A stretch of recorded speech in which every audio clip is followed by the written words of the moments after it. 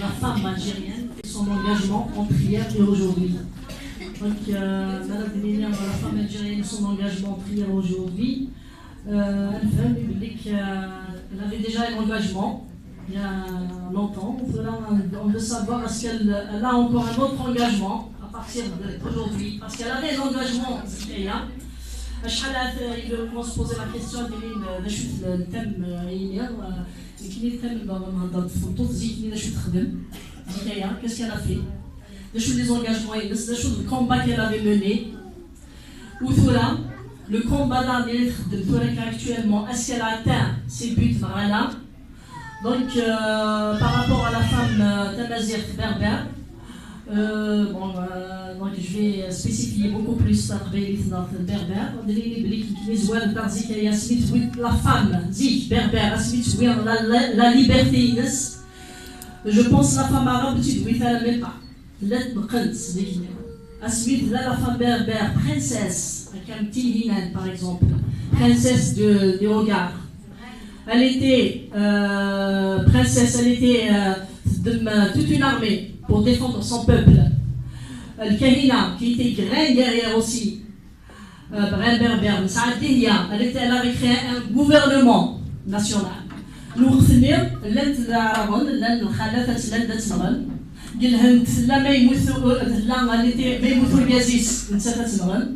donc on peut dire que la femme berbère, elle était émancipée.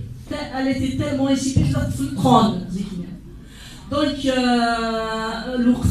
temps de la guerre de libération, elle a quitté l'université, les bancs de l'université 40 et tout, ils ont quitté leur banc d'université avec leurs frères combattants. Cité comme exemple Saad Jamil Bouheret qui a quitté l'université, Saad Hassiba Ben Boualir et d'autres guerrières. Elles ont combattu en même pied d'égalité entre elles. Il n'y avait pas de discrimination. Il n'y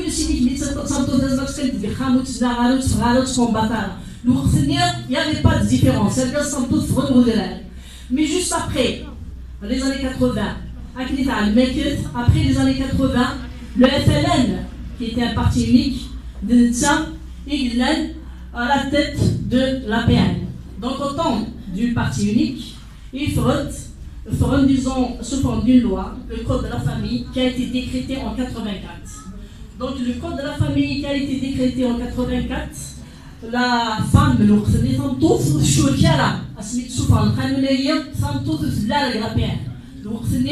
des hommes, donc elle a l'occasion la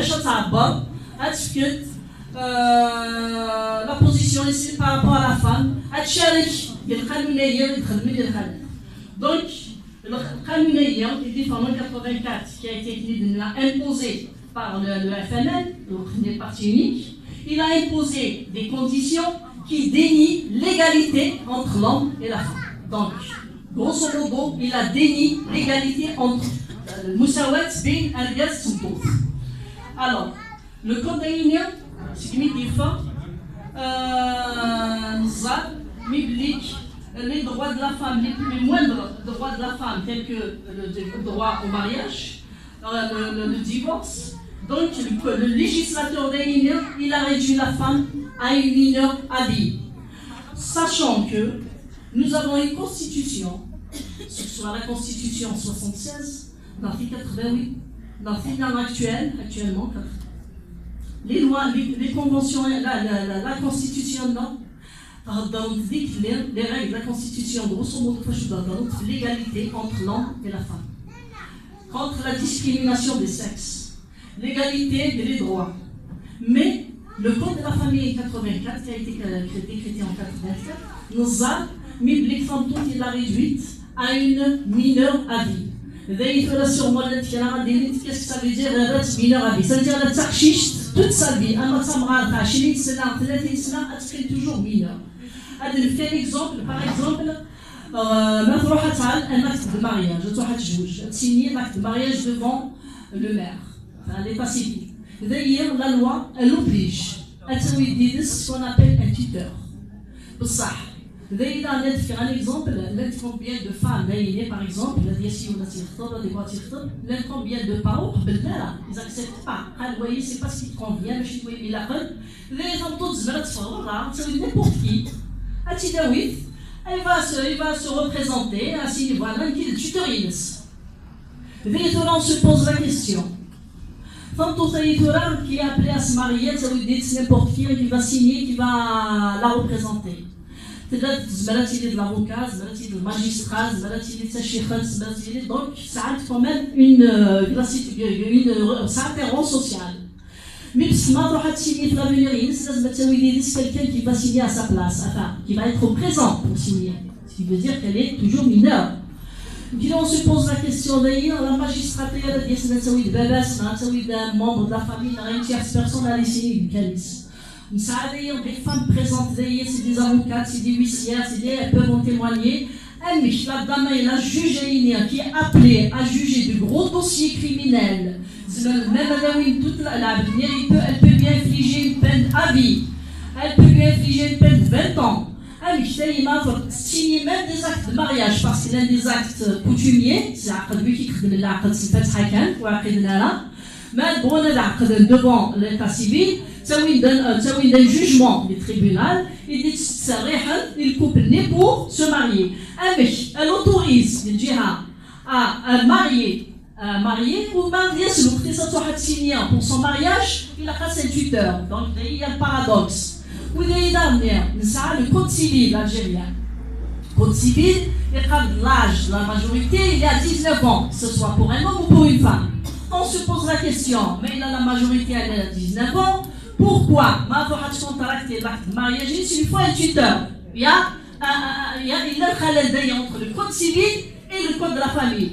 Ça va amener un autre point, c'est-à-dire le paradoxe, il y a le code de la famille et la constitution. On va aller encore plus loin. L'Algérie, elle a signé, elle s'est rangée au pays d'autres pays. Les Nations Unies, elle a ratifié pas mal de conventions internationales de l'égalité entre l'homme et la femme. Et ils ont signé aussi, telles que la Convention internationale des droits de l'homme. C'est un exemple. Donc elle a ratifié toutes ces conventions, ça veut dire, c'est-à-dire par sa signature, par sa position, par la Constitution, ça veut dire elle est pour l'égalité. Seulement, le code de la famille, elle est toujours considérée mineure. Donc il y a une discrimination, il y a un paradoxe entre le code de la famille et ses codes, que ce soit la Constitution ou bien la Convention. Mais mon voisin, l'Europe, ailleurs, le Maroc, la Moudawama marocaine qui a été quand même amendée, ça a le code de la famille tunisienne, Tantouf n'a pas besoin d'un tuteur pour signer son acte de mariage. Elle contracte son acte de mariage sans avoir recours à prendre le tuteur et quelqu'un d'autre en dehors de ce tuteur.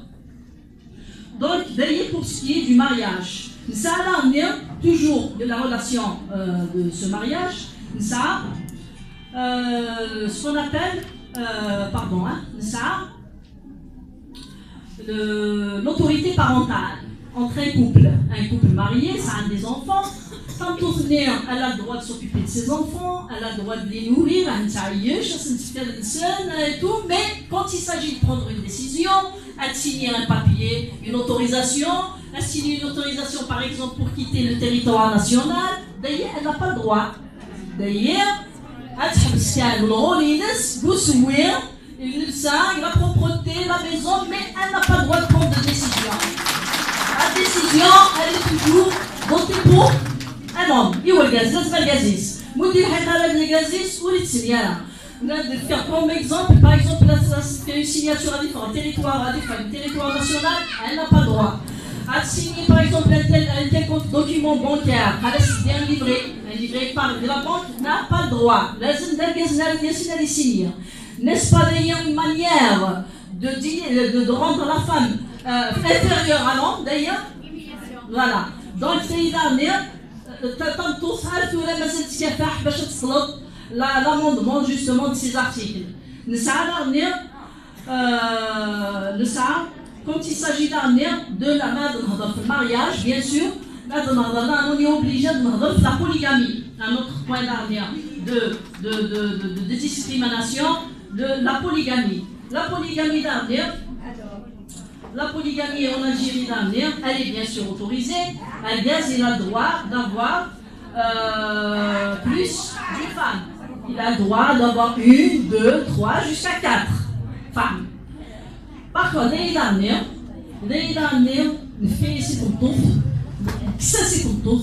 droit d'être jalouse. Elle n'a pas le droit d'être jalouse. Tu as le droit d'avoir 4 femmes. Elle n'a pas le droit, d'être jalouse. Elle n'a pas le droit d'avoir des sentiments. Si ces sentiments sont totaillés par le fait qu'ils ont autorisé 4 femmes, il n'est pas tenu par la fidélité. Celle-ci, elle est tenue d'être fidèle. Non,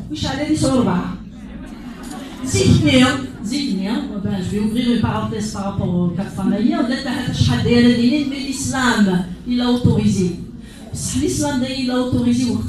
Je ne suis pas une spécialisée de Chouindénia, je suis une femme, je suis une avocate. Mais ça, il y avait des guerres. L'islam, il aide. Les 4 femmes, ça a un rôle spécial. C'est-à-dire, il peut avoir 4 femmes pour protéger les états, protéger les femmes qui ont peur, parce qu'il y avait plein de guerres, pour éviter que les femmes, que les enfants restent sans aucune ressource. Ils ont autorisé un râle. Mais parce qu'il n'aide à une fouille, on a tifé les affaires. وإن خفتم أن تعدلوا فواحدة. لكن الظريف للعدل l'impossible للمساواة entre les 4 femmes. C'est impossible donc. Les Tunisiens et Marocains, les Tunisiens, ils ont complètement interdit la polygamie. Par contre, il peut se marier de 1, 2, voire même 4 femmes, mais c'est parce que quand on est allé dans le besoin, parce qu'il y a des enfants, maintenant, le but c'est on peut dire légalisé. Et ça a les moyens, ça unit les riches, il a les moyens et tout. Non, une deuxième femme, pourquoi pas une troisième? Parce qu'il est riche, il peut se permettre 1, 2, 3, 4 femmes. Donc le but finalement de l'islam, il a complètement été, c'est-à-dire ils ont politisé l'islam à travers cet article.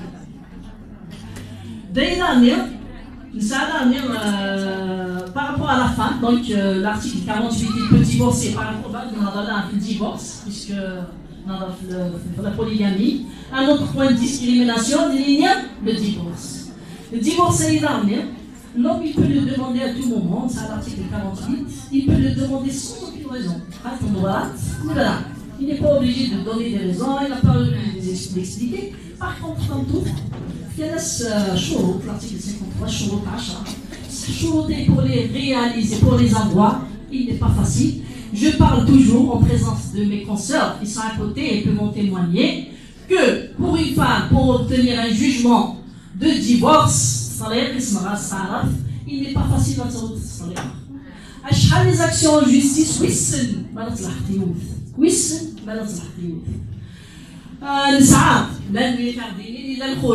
C'est vrai, l'article 54 de l'Article, quand tout elle peut racheter. Le divorce, elle peut l'acheter. L'islam, il faut qu'elle l'achète. Seulement, les pratiques actuelles, combien d'actions en justice qu'on a engagées, on a été dégoûté.